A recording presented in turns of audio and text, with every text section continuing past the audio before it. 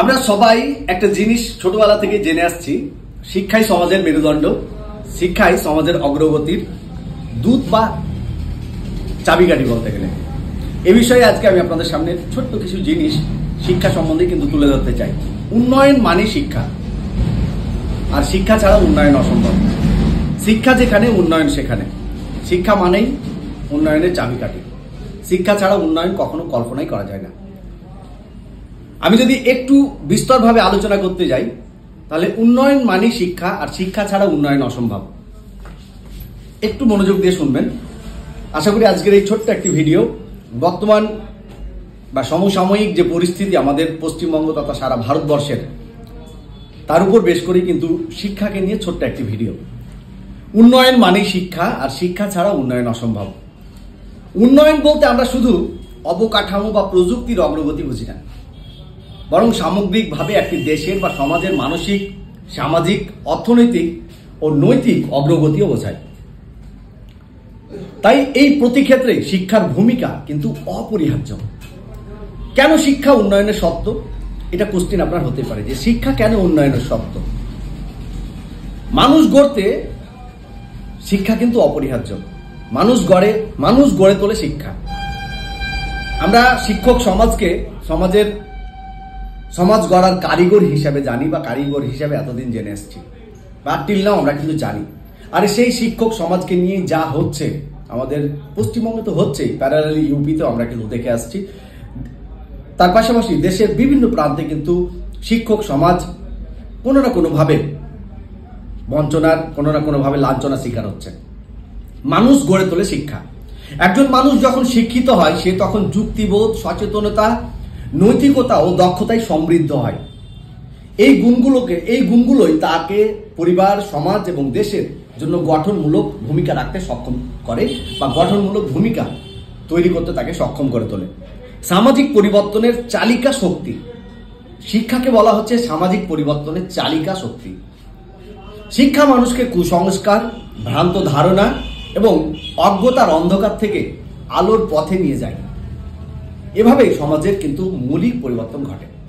অর্থনৈতিক অগ্রগতির দিক বা ভিত্তি হচ্ছে শিক্ষা।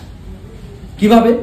দক্ষ জনশক্তি ছাড়া কোনো দেশ টেকসই অর্থনৈতিক উন্নয়ন করতে পারে না।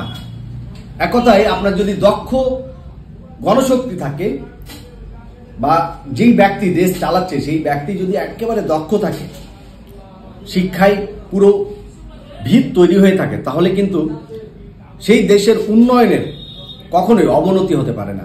শিক্ষা ছাড়া দক্ষতা অর্জন করা সম্ভব নয়। আপনাকে দক্ষতা অর্জন করতে হলে শিক্ষা 100% আপনাকে লাগবে। ফলে শিক্ষা হচ্ছে উন্নয়নমূলক অর্থনীতির ভিত্তি প্রস্তর। সুশাসনের জন্য সচেতন নাগরিক। শিক্ষিত জনগণই সরকারের জবাবদিহিতা নিশ্চিত করতে পারে। সাপোজ আপনি সরকারের বিরুদ্ধে কোনো কথা তুলবেন, তার জন্য আপনাকে প্রথমত শিক্ষা অর্জন করতে হবে, আপনাকে শিক্ষিত হতে হবে, আপনাকে জ্ঞান রাখতে হবে। গণতন্ত্র টিকে থাকে সচেতন নাগরিকের মাধ্যমে, আর সে সচেতন আসে শিক্ষার মাধ্যমে। একটি জাতিকে উন্নতির চূড়ায় পৌঁছাতে হলে আগে তার শিক্ষা ব্যবস্থাকে উন্নত করতে হবে, কারণ শিক্ষা ছাড়া উন্নয়ন সম্ভব নয়। আর শিক্ষা থাকলে উন্নয়ন একেবারেই অবশ্যম্ভাবী। যদি আমি আরো একটু বিস্তরে বলতে যাই, শিক্ষা মানুষকে মানুষ করে। একজন শিক্ষিত ব্যক্তি শুধু নিজের জীবন গড়েন না, গড়েন সমাজ, জাতি এবং একটি সমৃদ্ধ ভবিষ্যৎ। আমরা যদি একটি উন্নত দেশ গড়তে চাই, তবে আগে গড়তে হবে শিক্ষিত সমাজ। কারণ শিক্ষা মানুষকে সচেতন করে, যুক্তিবাদী করে তোলে, দক্ষতা দেয়, আর নৈতিক ভিত্তি গড়ে তোলে। একজন কৃষক যদি আধুনিক প্রযুক্তির ব্যবহার করতে জানেন, একজন উদ্যোক্তা যদি আর্থিক ব্যবস্থাপনা বোঝেন, একজন নাগরিক যদি তার অধিকার ও দায়িত্ব সম্পর্কে সচেতন থাকেন, তাহলে একটি দেশ এগিয়ে যেতে পারে।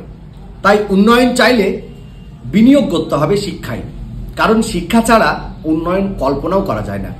আসুন আমরা সবাই মিলে গড়ি একটি শিক্ষিত সমাজ, আর সেই সমাজ থেকেই জন্ম নেবে একটি উন্নত দেশ। আজকের এই শিক্ষা সম্বন্ধে ছোট্ট একটি ভিডিও আপনার কেমন লাগলো অবশ্যই কমেন্ট বক্সে জানাবেন। আপনি শিক্ষাকে নিয়ে কি ভাবছেন অবশ্যই কমেন্ট বক্সে জানাবেন। বর্তমান ভারত তথা আমাদের পশ্চিমবঙ্গের যা অবস্থা, শিক্ষা একেবারে দিন দিন মুছে যাচ্ছেই বললেই চলে। শিক্ষা দিন দিন অলরেডি প্রায় শেষের পথে। কোয়ালিটি অফ এডুকেশন, শিক্ষার যে বিষয়, সেই বিষয়গুলো আদৌ কিন্তু ঠিকঠাক নেই। এ বিষয়ে আপনি কি বলতে চাইছেন অবশ্যই কমেন্ট বক্সে জানাবেন। আর বর্তমান ভারতের তথা পশ্চিমবঙ্গের যে পরিস্থিতি, সেই পরিস্থিতির উপর বেশ করে আপনি কি বলতে চাইছেন সেটাও জানাবেন। ভালো থাকবেন সকলে, সুস্থ থাকবেন।